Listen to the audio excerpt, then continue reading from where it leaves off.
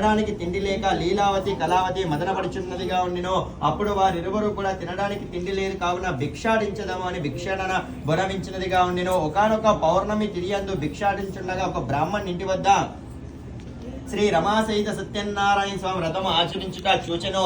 అక్కడనే కూర్చొని వ్రత కథలన్నీ కూడా విని చాలా సంతోషముతో తన స్వగృహంకు బయలుదేరినదిగా ఉండినో అప్పుడు లీలావతి ఆగ్రహముతో కళావతికి ఇట్లుగా ప్రశ్నించినదిగా ఉండినో, ఓ అమ్మాయి, నీవు ఇంత రాత్రి వరకు ఎక్కడ తిరుగుచుంటివని ప్రశ్నించెను. అప్పుడు ఓ అమ్మ, ఓ బ్రాహ్మణ్ ఇంటి వద్ద సత్యనారాయణ స్వామి వ్రతము ఆచరించుట చూచి తిని అక్కడనే కూర్చొని తీర్థ ప్రసాదం స్వీకరించి భోజనం చేసి ఆ యొక్క ప్రసాదం నీకు కూడా తీసుకుని వచ్చి తిని అని పలికినదిగా ఉండినో. అట్టి యొక్క మాటలు వెంటనే చాలా బాధపడుచు కన్నుల యందు నీళ్లు నిండినవిగా ఉండినో.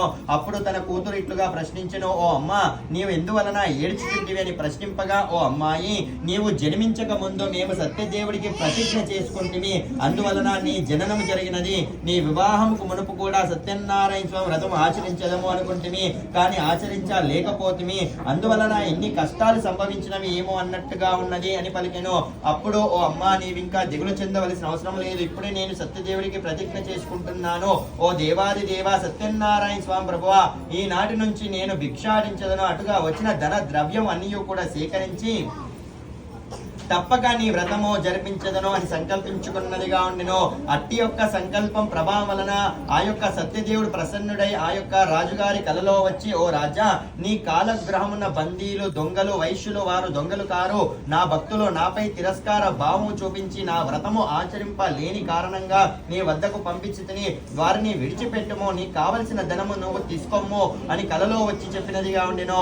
అట్టి యొక్క రాజు లేచి చూడగా అక్కడ ఎవరియూ కూడా కనిపించలేకపోయెను, కానీ కలలో వచ్చిన ధనము మాత్రము కంటికి కనిపించినది.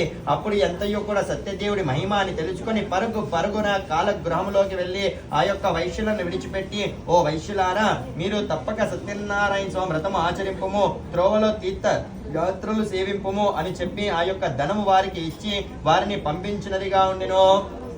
ఇది స్కాంద పురాణ రేణుకాకాండి శ్రమాసహిత సత్యనారాయణ స్వామి వ్రతకథ తృతీయాధ్యాయ సమాప్తః. బోలో రమా సహిత సత్యనారాయణ భగవాన్ కీ జై.